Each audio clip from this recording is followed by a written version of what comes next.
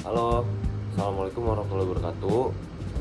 Kami dari kelompok 6 yang berdiri dari saya, Prasetyo Disaputra dengan NIM 31224061 dan teman saya Muhammad Ahdan dengan NIM 31224045. Dengan saya Rafael Immanuel dengan NIM 31224063. Oke, kami di sini ingin mempresentasikan proyek statistika yang berjudul Uji ANOVA 2 jalur.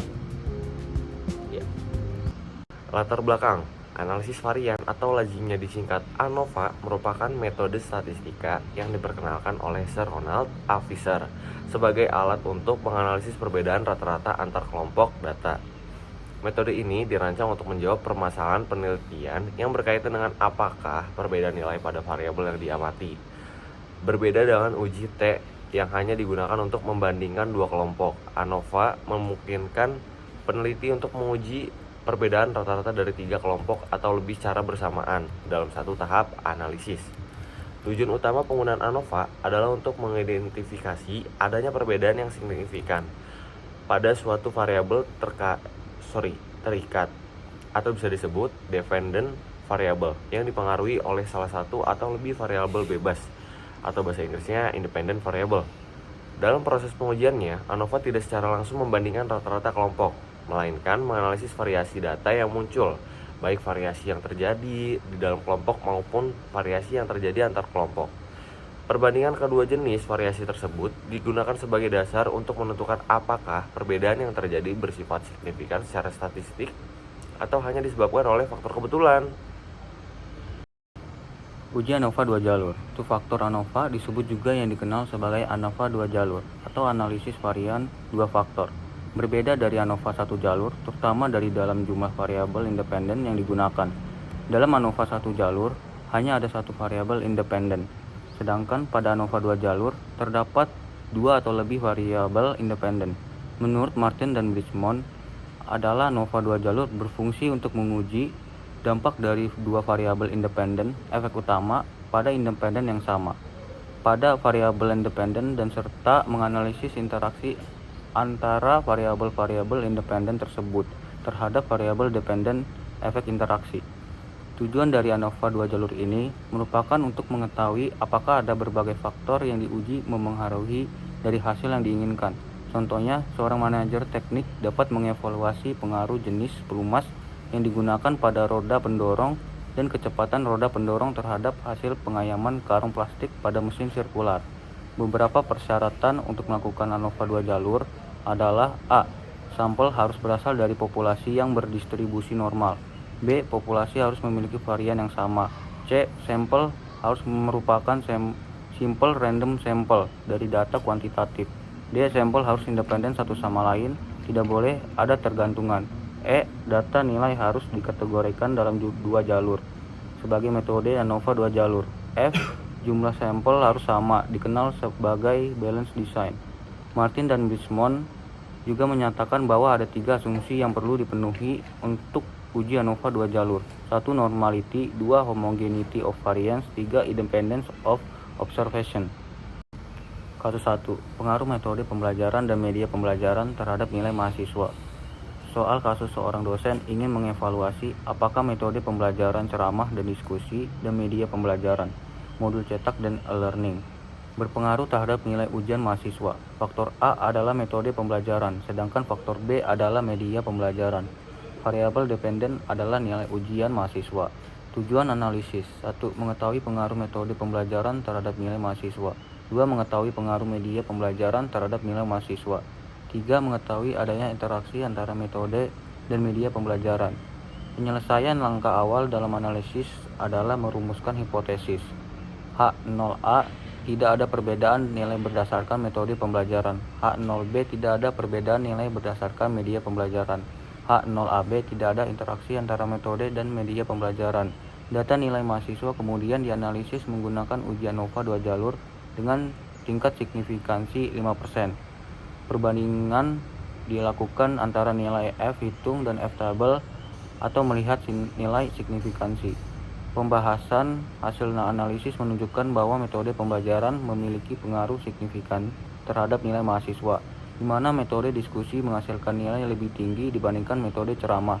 Media pembelajaran juga berpengaruh signifikan dengan e-learning memberikan hasil lebih baik dibanding modul cetak. Selain itu ditemukan adanya interaksi antara metode dan media pembelajaran, menunjukkan bahwa efektivitas suatu metode sangat dipengaruhi oleh media yang digunakan.